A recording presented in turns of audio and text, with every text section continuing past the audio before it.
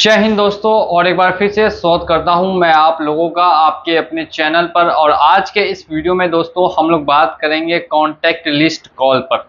जी हां दोस्तों, काफ़ी लोगों ने ये मुझे कमेंट किया है। 1000 से भी ज़्यादा लोगों ने पिछले कुछ समय में कमेंट किया कि हमारे भी कॉन्टैक्ट लिस्ट पर एनबीएफसी एप्लीकेशन के द्वारा इल्लीगल तरीके से जो कॉल की जा रही है उनको बंद करने का कोई तरीका या कोई उपाय बताइए जिससे कि वो बंद हो सके।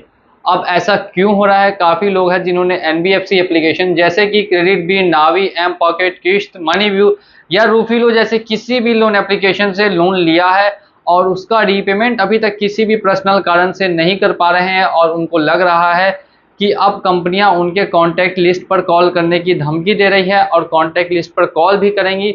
तो ऐसे में कौन से ऐसी चीज़ है जिसको आप अपना के इसको बिल्कुल ही इग्नोर कर सकते हैं?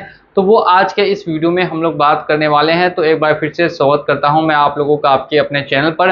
और अगर आपने अभी तक अपने चैनल को सब्सक्राइब नहीं किया तो लोन हेल्प इंडिया को सब्सक्राइब करके बेल आइकन को प्रेस करना बिल्कुल भी नहीं भूलें। तो जैसे कि मैं फॉर एग्जांपल बताता हूं कि एक हमारे सब्सक्राइबर है जिनको किश्त एप्लीकेशन की तरफ से बार बार ये मैसेज मिल रहा था कि उनके कॉन्टैक्ट लिस्ट पर कॉल किया जाएगा। तो उन्होंने क्या किया, वो सेम स्टेप्स आप भी कर सकते हैं। तो सबसे पहले उन्होंने उस मैसेज का स्क्रीनशॉट कर लिया और स्क्रीनशॉट करने के बाद आरबीआई को एक ऑफिशियल मेल लिख दिया, आरबीआई की वेबसाइट पर जाके कंप्लेन कर दी कि ये जो एनबीएफसी एप्लीकेशन है किश्त, ये हम लोगों को धमकी दे रही है कॉन्टैक्ट लिस्ट पर कॉल करने की और हमें बस कुछ समय चाहिए और ज़्यादा से ज़्यादा कुछ नहीं चाहिए। कुछ समय मिलेगा तो लोन का पेमेंट कर देंगे, इससे ज़्यादा हम इनका बिल्कुल भी ड्यू नहीं रखेंगे। इसके बाद सेम मेल की कॉपी इन्होंने किश्त एप्लीकेशन को जब भेजी तो किश्त एप्लीकेशन वाले ने इनको कॉल करना बंद कर दिया। इनके कॉन्टैक्ट लिस्ट पे कॉल करने की तो दूर की बात रही। ऐसे ही एक एप्लीकेशन है जिसका नाम है M pocket. M pocket application क्या करती है कि आप उसको कितना भी मेल करें, कितना भी रिक्वेस्ट करें, वो आपके कॉन्टैक्ट पर आपके फादर, आपके रिलेटिव सभी को कॉल करती है और मैसेज भी करती है कि इनका लोन ड्यू है और इनको बोलिए लोन का पेमेंट करने के लिए। ऐसे में हमारे एक सब्सक्राइबर ने उनकी कॉल को रिकॉर्ड कर लिया और कॉल को रिकॉर्ड करने के बाद उनके खिलाफ जब कंप्लेन की उसके बाद भी एप्लीकेशन मानने के लिए तैयार नहीं हुई। इस एप्लीकेशन ने साफ साफ ही मना कर दिया कि ये उनका नंबर है। उन्होंने कहा कि ये हमारा नंबर नहीं है। तो ऐसे केसेस में आप क्या कर सकते हैं? तो देखिए दोस्तों, ऐसे केसेस में सिर्फ और सिर्फ आपके पास एक तरीका बचता है कि अगर एप्लीकेशन वाले नहीं मानते हैं, कॉन्टैक्ट लिस्ट पर कॉल करने की धमकी देते हैं और कॉल करते ही रहते हैं, आपकी बात नहीं सुनते, तो आप उनको डायरेक्टली मेल पर या कॉल पर ये बात क्लियर कर दीजिए कि अगर उन्होंने आपके कॉन्टैक्ट लिस्ट पर किसी भी तरीके से इल्लीगल तरीके से कॉल की या कॉल करने की कोशिश की तो आप उनका फ्यूचर में 1 रुपया भी रीपेमेंट नहीं करने वाले हैं। फिर उनको जो करना है कर ले। ज़्यादा से ज़्यादा कॉन्टैक्ट लिस्ट पर कॉल ही कर सकते हैं, इसके अलावा वो और कुछ नहीं कर सकते। तो ये चीज़ अगर आप उनको कहेंगे तो उनको भी समझ में आएगी कि नहीं, अगर कॉन्टैक्ट लिस्ट पर कॉल गया तो फिर सामने वाला बंदा 1 रुपया भी पेमेंट नहीं करेगा और कंपनी को सिर्फ और सिर्फ उनके पैसों से मतलब है और किसी चीज़ से मतलब नहीं रहता है।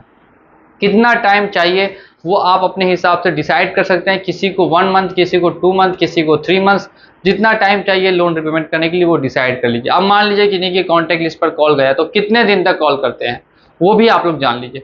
देखिए, कॉन्टैक्ट लिस्ट पर जनरली 2 से 3 दिनों तक ही कॉल करते हैं, इससे ज़्यादा ये लोग कॉल नहीं करते क्योंकि इनके पास भी नए नए कस्टमर्स होते हैं और भी काफ़ी ज़्यादा वर्क होता है, इसीलिए ये 2 से 3 दिनों तक कॉल करेंगे कॉन्टैक्ट लिस्ट पर। जब वहाँ से आपके पास से कोई भी रिस्पांस नहीं मिलेगा तो फिर ये कॉल करना बंद कर देंगे, आपको भी और आपके कॉन्टैक्ट लिस्ट पर भी, क्योंकि इन्होंने सभी उपाय लगा के देख लिए लेकिन उनको उनका जो लोन है वो वापस नहीं मिला। कभी कभी क्या होता है दोस्तों, मेडिकल कंडीशन खराब होने की वजह से या फिर जॉब की लॉस हो जाने की वजह से आदमी चाहकर भी लोन का रीपेमेंट नहीं कर पाता है। हर कोई चाहता है कि जल्द से जल्द उनका पेमेंट हो जाए ताकि उनके सर से जो भी बोझ है वो वापस से कम हो जाए, लेकिन काफ़ी कंडीशंस ऐसी आती है जिसकी वजह से वो लोग पेमेंट नहीं कर पाते हैं और उनका फ़ायदा ये एनबीएफसी एप्लीकेशन वाले उठाते हैं। अब हम लोग अगर बात करें आरबीआई के गाइडलाइंस की या लीगल लॉ की, तो इसके हिसाब से क्या कॉन्टैक्ट लिस्ट पर कॉल करना सही है या फिर गलत है? इस सवाल का जवाब काफ़ी लोगों ने मुझसे मांगा था और मैं आज के इस वीडियो में दे रहा हूं। इससे पहले अगर आपने अभी तक चैनल को सब्सक्राइब करके बेल आइकन को प्रेस नहीं किया तो जल्दी से जाके चैनल को सब्सक्राइब करके बेल आइकन को प्रेस कर लें। तो देखिए, यहाँ पर मैं बता दूं, जून 2023 में आरबीआई ने साफ साफ कहा था और गूगल ने अपनी जो पॉलिसी है उसमें भी चेंज करके कहा था कि जो भी पर्सनल लोन ऐप्स है वो तभी तक यूज़र का डाटा अपने पास स्टोर रख सकते हैं जब तक आप एप्लीकेशन को डाउनलोड रखेंगे फ़ोन में। जब आप एप्लीकेशन को डिलीट कर देंगे तो वो डाटा आपका सेव नहीं होगा, क्योंकि ये डाटा को सिर्फ और सिर्फ स्टोर करते हैं।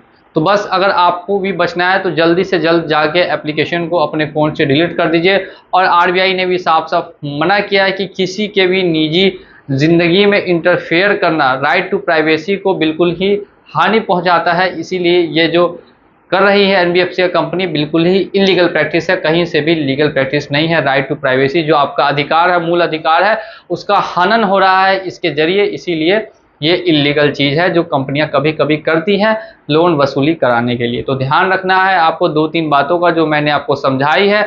वो सभी बातों को अगर आप ध्यान से सुनेंगे, अगर आपको नहीं समझ में आई तो 2 बार सुने और उसको फॉलो करके देखिए कि आपको ज़्यादा से ज़्यादा छुटकारा मिलने की संभावनाएं यहाँ पर होंगी। इसी के साथ मैं चलिए चलता हूँ आज के इस वीडियो में। बाकी किसी तरीके से आपको हेल्प चाहिए तो ऊपर नंबर दिया गया है, पर्सनली हेल्प मिल सकती है। और मिलूंगा मैं अगले वीडियो में बहुत जल्द, तब तक के लिए बने रहिए हमारे साथ। जय हिंद, जय